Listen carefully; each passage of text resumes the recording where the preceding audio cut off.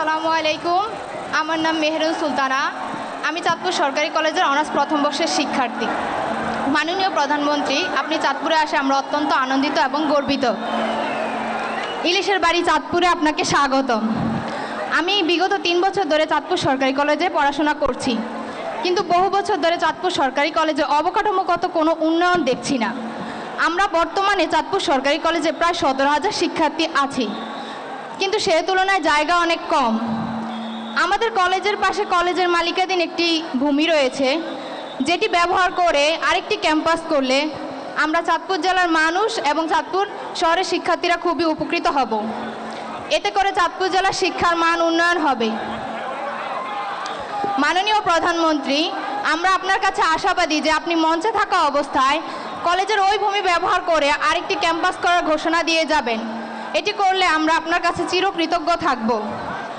মাননীয় প্রধানমন্ত্রী, আপনার কন্যা সন্তান জাইমা রহমানের মতো আমরাও আপনার সন্তানের মতো।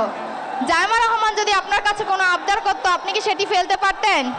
তাহলে আপনি আমাদের এই আবদার কিভাবে ফেলে দিবেন? আমাদের আবদার কি আপনি পূরণ করবেন না? করবেন না?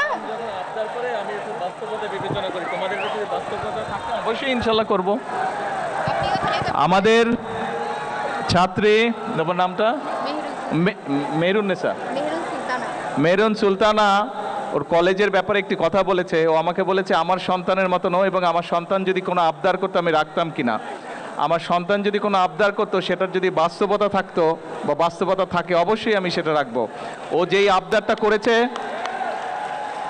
আমাদের শিক্ষামন্ত্রী মিলন, উনি এই চাঁদপুরেরই সন্তান, ওনাকে আমি এখনই নির্দেশনা দিব এটার বিষয়টার কি সম্ভাব্যতা আছে সব কিছু বিবেচনা করে। ঠিক আছে, হ্যাঁ কি ঠিক আছে? আমি শুনিনি স্যার। শুনেছেন? না, আমি শুনিনি। শুনেন নাই? আচ্ছা ঠিক আছে, তুমি তোমার কলেজের পক্ষ থেকে একটা দরখাস্ত দাও আমার কাছে। ওখানে যাও, গিয়ে প্রিন্সিপাল স্যারের সাথে কথা বলে একটা দরখাস্ত দাও, তারপরে আমি দেখছি। সরকার থেকে কিছু আইন কানুন আছে, কাজেই আমরা চেষ্টা করব সম্ভবত যাচাই করে বাস্তবায়ন করতে। ঠিক আছে?